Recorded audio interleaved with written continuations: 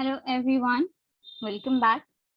So as you were seeing that we were solving the general studies paper, in this video we will start with the next question, that is question 2A. Okay, so let us read out the question. The climate changes is likely to adversely affect certain countries dependent on agriculture. Examine the statement citing relevant examples. So it's a very common belief. Definitely, it's very true. Climatic changes do affect agriculture. Now, here in this question, we are going to examine how. Why? Because this is a 5 marks answer. So you can understand we have to elaborate this. Definitely, though we know this is true and we understand all the criteria, we have to examine it in such a way that we are able to get 5 out of 5. So this will be approximately within 200 words. So this is what the answer will look like. See, the climatic change could affect agriculture in the several ways. First, you can give an introduction. Later on, you start with the ways directly. Firstly, it will hamper the productivity. How? In terms of quantity and quality of the crops. Because all the crops which require adequate rainfall, if they do not get that due to the change in climate, definitely the quality of the crops will not be so perfect, and definitely the quantity will also not be so good. Why? Because of the rainfall or the criteria. So cost. Next we come the agricultural practices. Through changes of water irrigation and agricultural inputs as herbicides, insecticides, and fertilizers. So the more we use herbicides and insecticides and fertilizers, we can see a direct impact of that into our agricultural products, that is in the crops. So if we change all these, modes of irrigation and change or just comprehend this irrigation and just replace this kind of natural things with herbicides and insecticides, definitely we can see the change that they will have. The quality of the product will definitely not be so good. In fact, we will feel the taste of the crop has changed. Coming to the environmental effects, this climatic change will result to environmental effects in particularly relation to frequency and intensity of soil drainage, leading to nitrogen leaching. Now, leaching is a very important cause of environmental change because as the water, it's the downpour or rainfall, whatsoever we say. So due to this rainfall, when there is drainage, all the nitrogen leaching is happening. So which if there's a crop and leaching takes place, the entire nutrient of the soil gets washed away. So as a result of which the crop that still stands, if then what happens, it will not give you the adequate result or the expected result. Next, we come to soil erosion and reduction in crop diversity. Since the nutrient quantity or the composition of the nutrient is changing because of leaching, soil erosion, and so on, the crops will change in their diversity. If earlier we had a huge variety or a best quality of potato, definitely in the upcoming years, we cannot expect that quantity or that quality of potato to be available. We can expect potato, but to a very degraded quality. Next, coming to rural space. Rural space, though, through the loss and case of cultivated lands, land speculation, land renunciation, and hydraulic amenities. So, rural space is getting lost because there also people are utilizing the lands in having land renunciation, then other things like building up houses and all. So, if the space gets decreased, how will you do the agriculture? So this also hampers. Next, adaptation, that is organisms may become more or less competitive, as well as humans may develop urgency to develop more competitive organisms such as flood resistant or salt resistant varieties of rice. So if this becomes quite demanding, because we also require flood resistant rice which will not get washed away because of flood, so that also hampers the things. Now, as in the question, you see, we have given you the questions answers, but examine the statement citing relevant examples is also asked. So, in fact, though you write the answers in point wise or explaining them, you also need to give some examples. So here I am giving you one example of this question. US maize corn production as particularly vulnerable to climatic change because it is expected to be exposed to worse droughts, but it does not have the socio-economic conditions that suggest farmers will adapt to these changing conditions. Which I mean is, though US maize corn production is huge, that is really in huge terms it is happening, but what I'm trying to say is, though it is having huge production, but because of the excessive droughts they have, this is not adequate. Because, and why are they having these droughts? They are having these droughts because of the changing climatic conditions. The climate is changing. Sometimes there is excessive flood. Sometimes there is drought. Sometimes there is no weather change at all. So this, though a human being can adapt to this, a crop or an agriculture system cannot adapt to this. We are not sure as to when they will be having flood or when they will be having drought. So then what happens? The US maize, which is the corn or which is one of the staple food, that gets vulnerably affected because of this climatic change. And in the recent years, we have seen they have shifted from their staple food, that is maize, corn, wheat, all these, they have shifted to some other staple food, especially the bread and all this, which is a sub-product of wheat, so that it is possible for them to get those easily available. Because of these climatic changes, the adequate amount of maize is not available to them. So here we are with the next question. This was question 2A. Next, we will start with question 2B. Let's go to the question. Many countries prefer coal rather than solar or wind energy as a source of fuel. Why?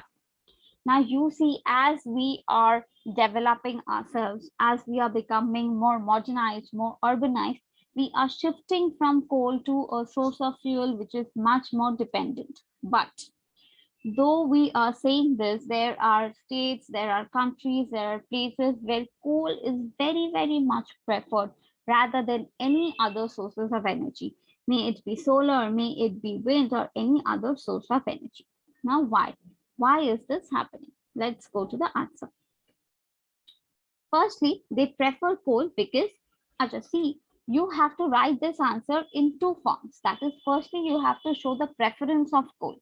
Next, you have to show why solar or wind energy is not preferred.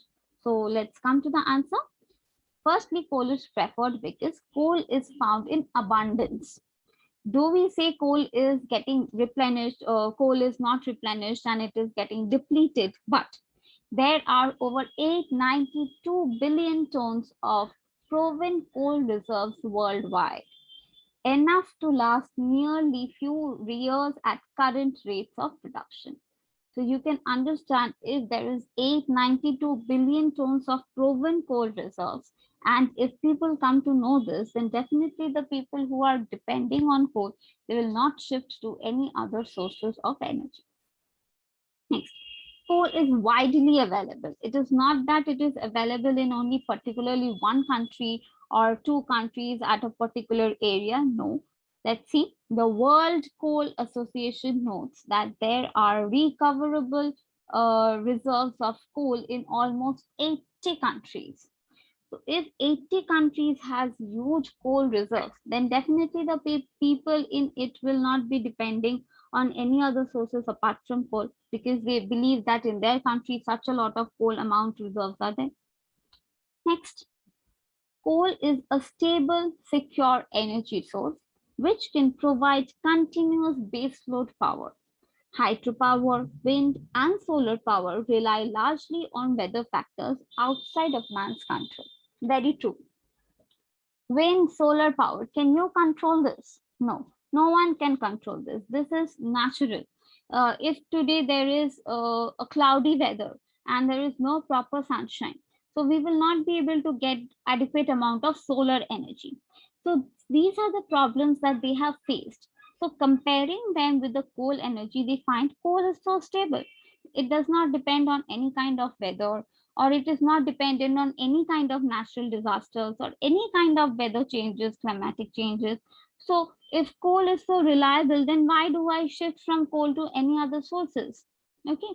So then what we come to a conclusion that coal is a very stable source of energy, because though they have used hydroelectric power or hydropower, solar power, wind power, but still they prefer to rely on coal because it's very considered very much stable according in preference to wind and solar energy, which depends on climatic conditions and weather things. Next, the point we have is coal is inexpensive. Now, to set up a windmill or to set up solar infrastructures to get solar energy, we require a lot of infrastructure, a lot of cost will be going into setting that up. But is it though for coal? No, coal is very much inexpensive. Low cost fuel can be used to produce low cost electricity, which acts as a stimulus to the economy. So if you can get coal with less amount, so the countries which are not that very rich or are growing up countries, so they will prefer coal itself rather than spending huge amount of money in setting up the solar structure or the wind structure to get the electricity. So coal in that way is inexpensive also, and it is quite preferable to them also. Next, coming to the point, coal is versatile. Now see, it is used to generate 41% of global electricity. We say we are modernized, we say we are advancing, but still we are using coal. And not only that, 41% of the global electricity is generated by coal. It is also used to produce 68% of the world's steel, and it is a key source of energy in energy intensive industries like cement production and aluminium. So when they require huge amount of fuel, so they are relying on coal only because of such versatility. Then if they are relying on it, the others will also do so. It can be used to produce liquid transportation fuels, providing a viable alternative to conventional oil products and yielding fuels that are lower in sulfur. So coal is versatile in so many ways. It is used to generate electricity. It is used in key industries like energy intensive industries like steel, aluminum, cement production. It is also used for transportation.